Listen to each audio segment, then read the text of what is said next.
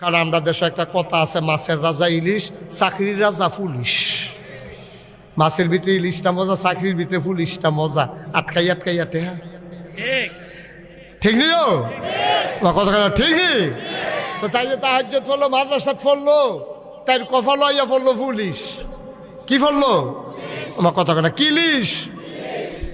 আরে কথা আপনার এগুলো কি কথা কম কনের অভ্যাস। আজ ওই অভ্যাস টভ্যাস ভাঙ্গা লাইবেন। তার জামাই কফালো কি পড়ছে, এখন পুলিশ পড়ছে, পরে কি করবো? তাই মনে করছে আল্লাহর হুকুম, এটা আবার বিশ্বাস করে তো আল্লাহ যা করে ভালো আল্লাহ গিয়ে করে। এখন পুলিশ জামাই পড়ছে এবং বাবিয়ে নিয়া তাইরে যখন ইয়াতে বাসর ঘর দিয়েছে, পুলিশে বিড়ি টানতে টানতে ইয়া বাসর ঘর ঢুকছে।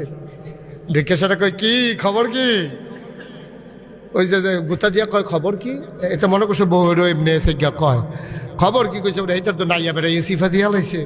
ওই কি জামাই ফল